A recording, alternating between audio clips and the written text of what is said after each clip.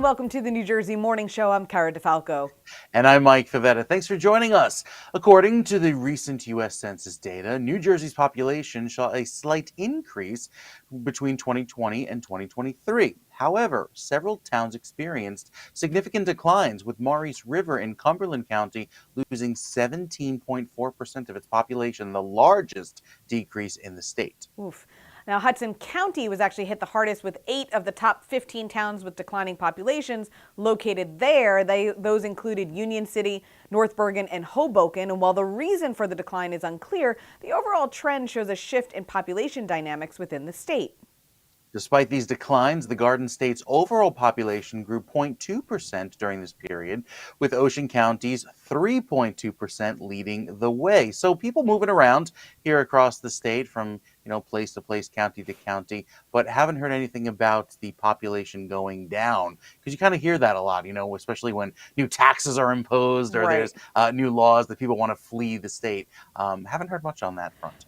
No, still showing an overall growth, and so we'll see. It is interesting, though. Definitely just kind of shuffling around the state. Yeah. All right, so the Deptford Township School District in Gloucester County has faced significant backlash after announcing plans to reduce the number of students eligible for free bus service and to cut down on bus stops. The decision, community week of the school year, would eliminate free bus service in elementary and middle school students living less than 2 miles away from their school, and for high school students living less than 2.5 miles away. Additionally, the district proposed a bus subscription plan, costing parents $365 per year per student, which drew further criticism. Mayor Paul Medani expressed strong concerns about the safety of students under the new plan, pointing out that local authorities, including the police department, had not been consulted. He highlighted the risks associated with having young children walk long distances through busy traffic areas with distracted drivers, and emphasized the need for safe walking paths. In response to the widespread criticism, the school district has since rescinded the plan. The district will address the issue further at the next Board of Education meeting. It takes a little bit of planning to get these things done. Obviously, putting out a plan maybe as dramatic or rogue as that of having the kids walk a long distance, I could see how that wouldn't sit well with parents. Absolutely. I went to Catholic school growing up, so busing was a bit of a tricky thing to navigate. I went to school 30 minutes away, but they literally took all the kids from, the area where I was located and said, listen, you all have to meet at this one store along the highway, and that was our bus stop. And they picked up 8, 10, 15 kids at a clip. Wow. Rather than going door to door the way public schools Yeah. tend to. So, sometimes something like that, listen, everybody go to the end of the block. The bus picks you up there. Or in my case, it was 120 boys going on a train on NJ Transit to West Orange. So, yeah, that was always fun. You look on the commuters' faces like, oh, no, yeah, not again. I can only imagine. Speaking of the train, in Palmyra, New Jersey, unfortunately, they are mourning the loss of a 15-year-old boy, Matthew Dickinson, who was struck and killed by a Riverline train while on his way to a soccer scrimmage. The incident occurred Thursday morning at the Chestnut Street crossing. In a show of support, residents lined the streets with red ribbons and gathered for a candlelight vigil to honor Matthew's memory. The town came together to offer strength and solidarity for the grieving Dickinson family. And NJ Transit reported that there were 29 passengers on board of the train during the time of the accident, but none of them were injured. And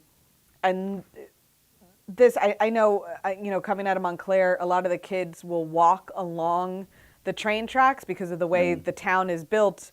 The grid is much more difficult. It's a longer walk than the tracks, which go at an angle across town, and they get themselves into trouble. And this sounds like it was actually at a train crossing, but I know people run under the gates. They try to beat the train, and it's just it's not something to play with. Yep. All right, guys, we've got more New Jersey Morning Show coming up. A new requirement for New Jersey high school students comes to light.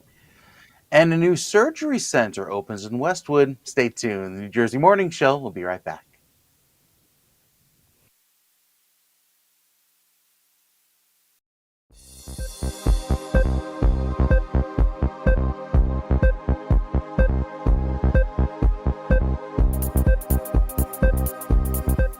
Welcome back to the New Jersey Morning Show. I'm Mike Favetta here with Cara DeFalco. A family-owned farm stand in Bridgewater, known as Allsteed Fresh, faces potential demolition to make way for a 64-unit townhouse development proposed by JMF Properties. The developer has submitted plans to local zoning board to build the multi-family homes on the 15-acre site, which is currently zoned for single-family residential and agricultural use. Yeah, the project is being called Venue at Bridgewater, and it would include two-story townhomes with 3 bedrooms each, alongside the associated infrastructure like roads, walkways, and about 262 parking spaces. JMF Properties is also seeking approval to use part of the property for House of Worship, which would then be transferred to the neighboring Jewish Community Center if granted. Despite the uncertainty, Allsteed Farms, which has operated in the area for decades, remains committed to serving the Bridgewater community. The farm's marketing director, Kyle Holman, expressed hope that the farm stand can continue operating in some capacity within the region. It's small businesses like that that are so important and kind of vital to the community, Cara, especially when, even though it's only seasonal, the fact that this is kind of their peak season, the harvest, it's a big deal. Yeah, absolutely. And especially, you would think, I would think at least, that something like that would be a draw for people to come to that community and buy or rent those townhouses. To me, if somebody said, hey, yeah, we've got a farm stand that sets up here daily or on the weekends, or great. That's incredible. Right. I would sold. It is a selling point. So, for you and me at least. I was going to say, yeah, for foodies like you and me. But I think for a lot of people, would appreciate something like that. So hopefully, even if the development gets approved, they can find a way to still incorporate the farm stand. I'm sure. The Boys and Girls Club of Patterson and Passaic recently received 40 bikes and helmets from the City Bike Build. Here to tell us how it went is Chief Operating Officer Janice Gomez. Janice, welcome to the show. Hi, thank you for having us. We're so happy to have you here. So tell us a little bit about this event and how the donation came about. So we received 40 bikes that we were super, super grateful for, because had we not received them, there are many kids that have never had the opportunity of owning a bike or riding a bike. And so when Citibank came across this and said, hey, we have some bikes for you guys, we said, yes, absolutely. And the day we got them, we actually taught our kids how to ride the bike, because they currently did not know. And so we were, I believe about 600 volunteers actually came out to put these bikes together and for our kids. Wow. That's so great, Janice. So obviously we see pictures here of some of the members. And now, obviously, these bikes make an impact on the club members. What was some of the feedback from some of these kids? Oh, they were super excited. They couldn't wait to show their family and friends and go home and ride their bikes. They were super proud of themselves because we did use them as academic rewards. And so not only were they getting a new learning opportunity for having a bike for the first time ever, some of them, but they also got to show their pride in their academic work and receiving such a gift for their hard work. That is absolutely incredible. So can you tell us a little bit more about Boys and Girls Club of Patterson and Passaic? Who do you guys serve and in what sort of capacity? Yeah, sure. So we are serving about 1,700 kids a day, and we serve inner city kids from ages 5 to 18. And we have everything from academic, athletic, and artistic programming. We have aquatics programs, we have tutoring programs, we have after school programs, summer camps, and we have just different learning opportunities for all kinds of kids. Whatever they're interested, we have. That's great. And it sounds like it's an after school and weekend program for the kids? So it's mostly an after school program and a day camp during the summer. So we run summer camps for 8 weeks in 7 locations. And during the school year, we have 2 main clubhouses that are about 38,000 square feet each, one in Patterson and one in Passaic. And we have about 11 to 12 school-based sites, satellite sites. Wow. Lots going on for you guys. Yes. Where can folks go to learn more, either if they'd like to give or donate, or they'd like to get a child involved? Yeah, so you can go on our website. It's bgcppnj.org. And you can find our information there for donations or volunteering experiences. You can also find us on Instagram and Facebook at BGCPPNJ. Great stuff. Janice Gomez, Boys and Girls Club of Patterson and Passaic, thank you so much for joining us today. We really appreciate your time. And Thank you. congratulations to all the kids with the bikes. Thank you. Yeah, I can't, those kids, it's, to see the smiles on their faces standing next to those bikes, that must have meant the world to them. Kara, do you remember that feeling when you got your first bike and you kind of rode off? It's such a freeing feeling for a child, kind of getting that new experience. Absolutely. Absolutely. Yeah. So congrats to all of them. That's really something else. All right, guys, coming up, the David Cohn Foundation hosted an event this weekend. We're going to speak with some of the sponsors. And later, find out why New Jersey is one of the best places for boating. The New Jersey Morning Show continues after this.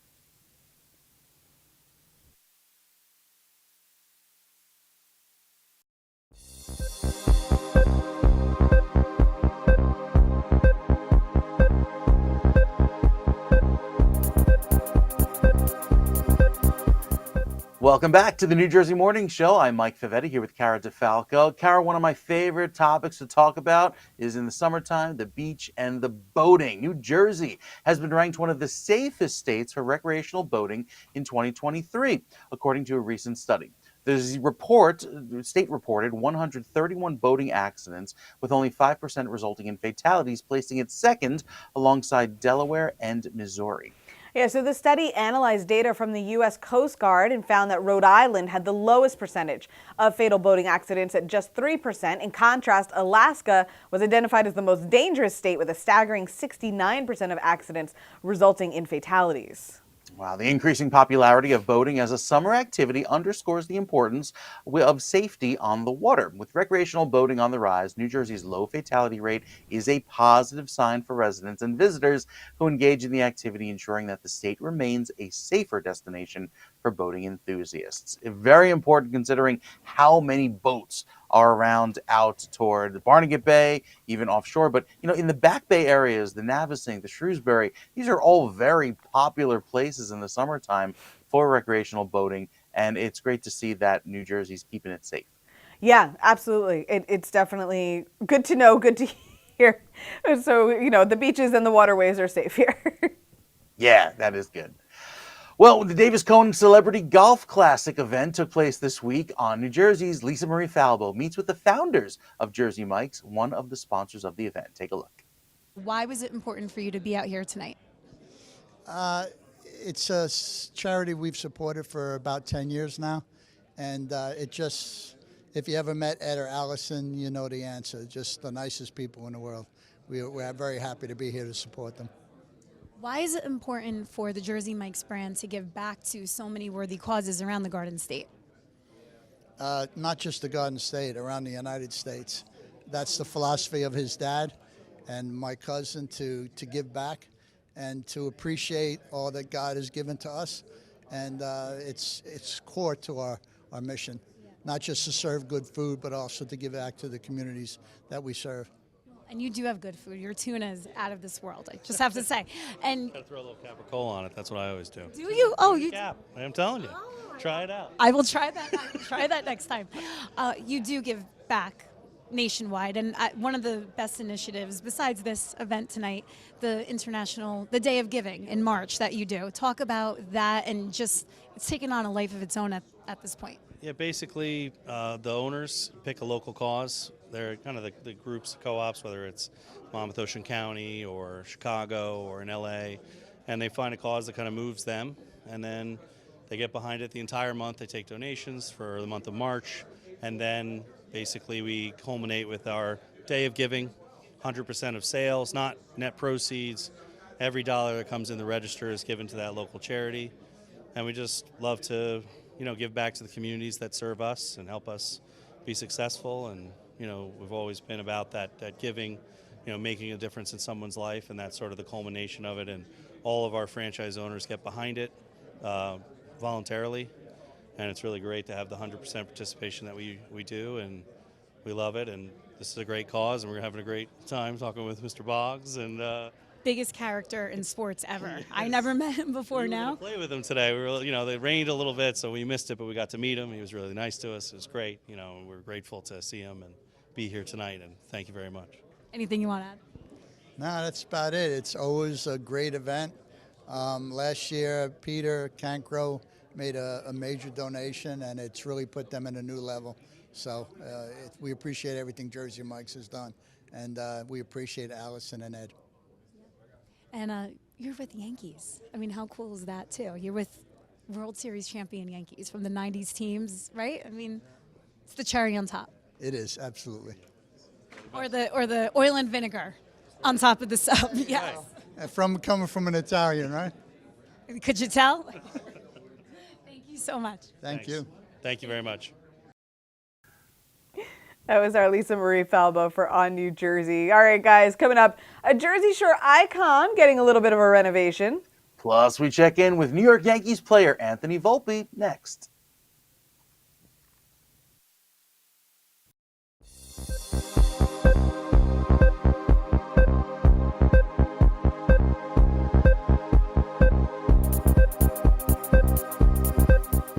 Welcome back to the New Jersey Morning Show. I'm Mike Favetti here with Cara DeFalco. Cara, Margate City's historic Lucy the Elephant is set to receive $500,000 upgrade in federal funding presented by New Jersey Senator Cory Booker. During his visit last Friday, Booker highlighted the importance of preserving the 143-year-old landmark, which will benefit from a new air conditioning and heating system, upgraded fire suppression system, and renovations to its wooden floors and stairs. Yeah, the funding comes after a $2.4 million exterior renovation that was completed back in 2022. The updates were necessary to replace rotting timbers and apply a new metal skin. Lucy, the oldest roadside attraction in the U.S., was recently voted America's best roadside attraction by USA Today readers.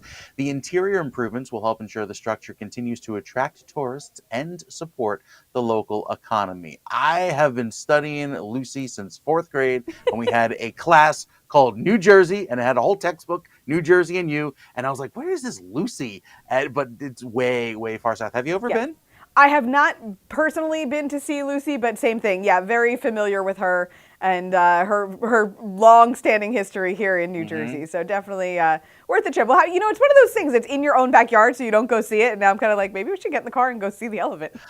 Well, now that it's got AC and heating, maybe we'll do the morning show from there one day. Oh, there you go. Now you're talking. I think we can make that happen. Well, about 400 kids from the tri-state area came together to play baseball with New York Yankees player Anthony Volpe. On New Jersey's Danielle McCartan has the story. Just about 400 young campers from the tri-state area converged upon Brian E. Fleury Field on the campus of Del Barton School to, with pro camps, live out their diamond dreams alongside New York Yankees shortstop and Del Barton alumnus Anthony Volpe. The sense of pride and community was palpable. I trusted everyone. I don't think there's a better place to do it. Anthony's whole family was there, including the family dog, Jedi.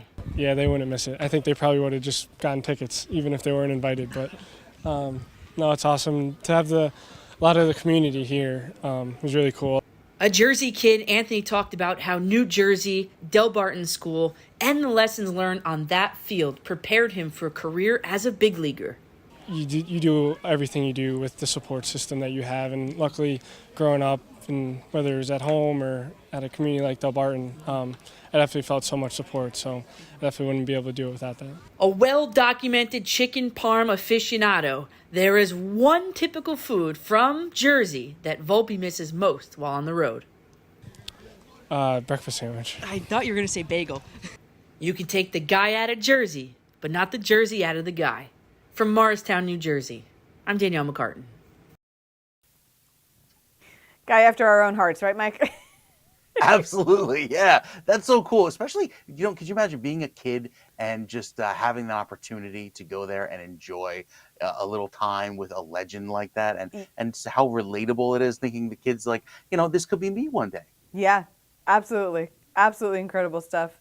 All right, guys, coming up, it's one of the hardest reservations to get in the state. We speak with the chef behind Montclair's Pasta Ramen.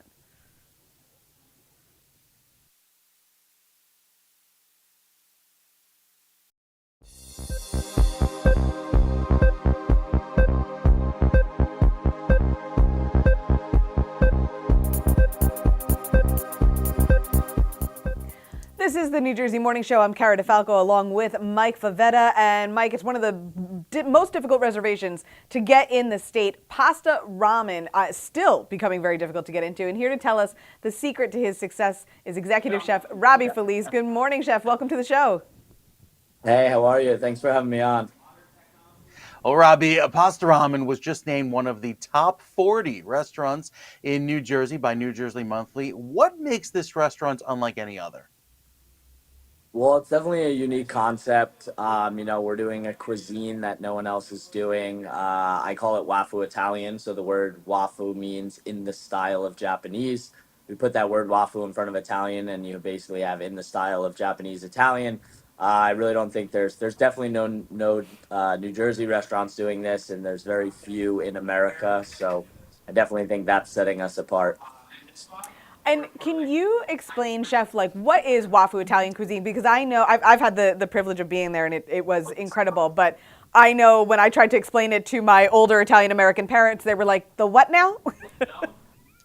Yeah. So, I mean, I say there's no like real rules, but basically the way I go about it when I'm making a dish is I usually like to ask people, I serve them a dish and I say, "Hey, is that dish Japanese or is it Italian?" And if they pause for even the slightest 1, 2, 3, 4, or 5 seconds, I know I did my job right. It's supposed to almost like make you confused where you don't know if it's Japanese or Italian. So there's dishes where we use tons of Japanese ingredients with Italian techniques. There's some where it's vice versa. There's no real rules to the whole cuisine itself. I think the only important part is that it's balanced. There should never be a dish that's too Japanese or too Italian, and that's kind of my only rule. That's the only thing that I really stick to. That when I have people come in, I want them to have almost like that sense of confusion where they can't tell if it's Japanese or Italian. Wow, it sounds really interesting. So, see some videos here, some pictures of the restaurant. What is it like being in charge of not one but three of the hottest kitchens in New Jersey? How do you juggle it all? It's definitely fun. I mean, I love it. I love like, the adrenaline. I love being busy. I feel like once I'm not busy and once I'm not, keeping my foot on the gas, that's when I start to like slow down. So keeps me on my toes. I have great teams at all the places, so I would be nothing without them. I definitely owe a lot to them. Yeah, I mean, I'm sure you certainly can't be in three places at once, so you've got to, rely on them. What is next, not only for pasta ramen, but also for you as a chef, because I know you've got some other projects in the works as well. Yeah, so right now, really focusing on trying to take pasta ramen to a bigger city. We've been doing a lot of work, kind of trying to lock in New York City and Miami. I'm opening another new project called Bar Mutz that I'm really excited about. We actually just started construction a few weeks ago.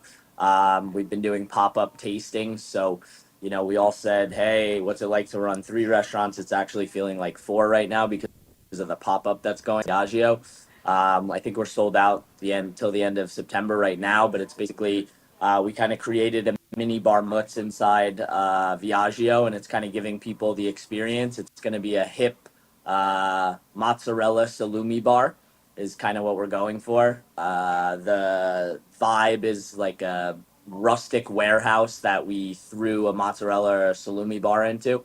I feel like it's really going to hit on so many different levels. I'm really, really excited about it. Who doesn't love cheese and pasta? So I think it's going to be another home run.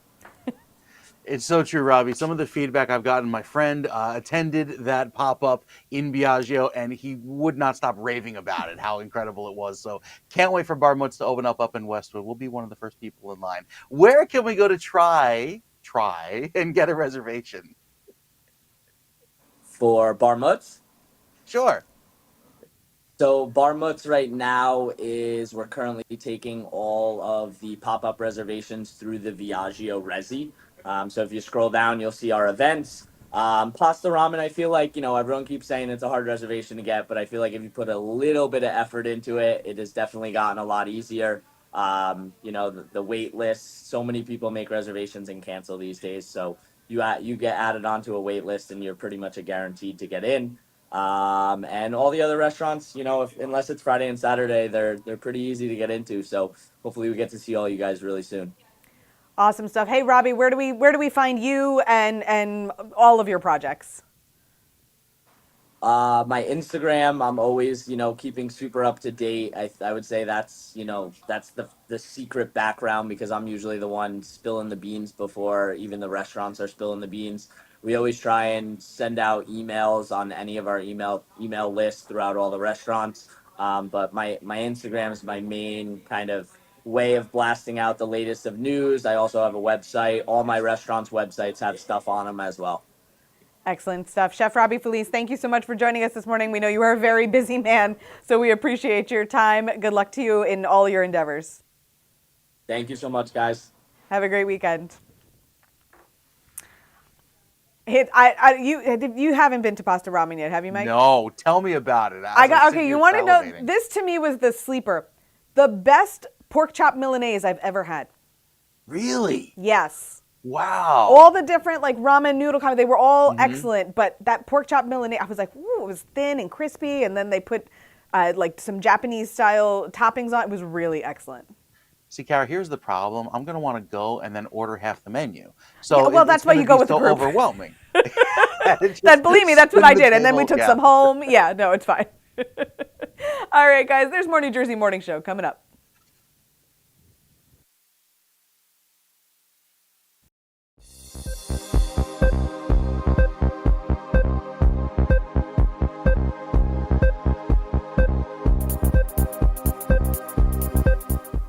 Welcome back to the New Jersey Morning Show. I'm Kara DeFalco along with Mike Favetta. New Jersey is introducing a new graduation requirement for high school seniors, mandating that they complete the free application for federal student aid or FAFSA form. This change will impact the classes of 2025, 26, and 27. It aims to increase college attendance by ensuring that students apply for financial aid. However, the state faced a setback just this past year with only 54% of seniors submitting a FAFSA, a drop from the previous year, partly due to delays in the federal processing of the form. The drop in FAFSA completions this year meant thousands of students missed out on potential financial aid, leaving an estimated $103 million in federal Pell Grants unclaimed in New Jersey alone. State officials are offering resources, including one-on-one sessions with financial aid experts and webinars to assist students in navigating the FAFSA process. With the new requirement, New Jersey hopes to boost FAFSA completion rates and support more students in accessing higher education. I think this is an interesting one because it's not necessarily something that everyone's interested in, I think, also. But to hear that much money was left on the table is also, it's like, okay, yeah. Grant money is grant money, especially if you qualify for it. It's important that more and more people are applying for it. And, kind of the awareness that it's available, that there are these grants available to forward, higher education. Yeah, and I think that might be the biggest thing is just kind of educating the kids around what is open and available to them, especially these days because we hear so much about the cost of college and student loans and there is that sort of kind of decreasing, desire in attendance because it's why am I going to bankrupt myself for what? It's not balancing out for these kids anymore. So if that can take some of the load off, that's certainly something that would be helpful for them. Especially with a math textbook going for about $250, 20 years ago. I'm sure it's even gone higher. You got to go get the used ones. They were still like $20. They were still $200, but it helped. Every bit helped. Well, if you're maybe not hitting the books, but looking up at the skies, skywatchers in New Jersey were treated to a rare display of the northern lights late Sunday into early Monday morning. Look at those pictures. It was an unexpected bonus while observing the Perseid meteor shower. The colorful aurora borealis seen in the northern regions were visible as far south as Monmouth and Cape May counties, with reports of bright purple, pink, and green lights illuminating the night sky. And while it's uncertain if the northern lights will be visible again in New Jersey, the Perseid meteor shower remains at its peak, offering a continued opportunity for skywatchers to enjoy the celestial display. The shower is expected to produce 50 to 100 meteors per hour in optimal dark locations, provided the skies remain clear. Mikey, if you can explain for everyone just briefly, what are the northern lights? Why does that happen?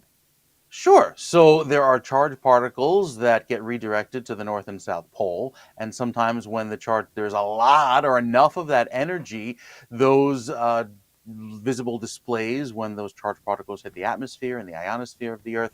They can work their way down to the lower latitudes here in New Jersey and as far as points south. We saw some, it was a few months ago, they saw them down in Key West, all the way down in the Caribbean for a rare occasion. So that's really cool to see that far south. But even still, the meteor showers that we have every month here in New Jersey, there's in the middle of the month, now we have the Perseids, then there's the Leonids, and then every goes on the zodiac cycle. Some really interesting sights to see, considering you see a little shooting star at 2-3 in the morning, the best time to catch them. That's it. You just got to stay. I was going to say, you got to stay up late and be someplace dark. Yeah. So. Mike, you got to check the weather for us. We do. Let's get ahead to that forecast.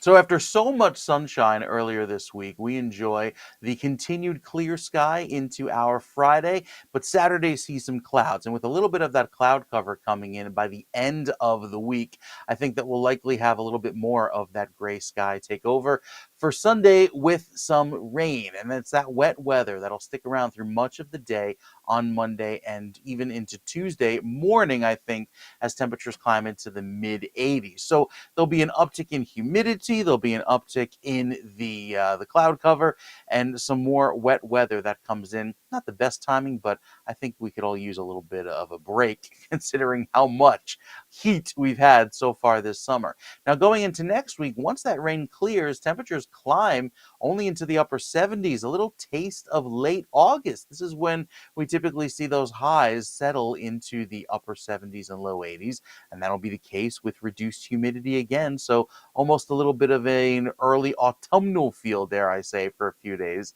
toward the middle of next week. So that's the general forecast for New Jersey. The shore points have a better chance of seeing some clear skies, specifically on Saturday.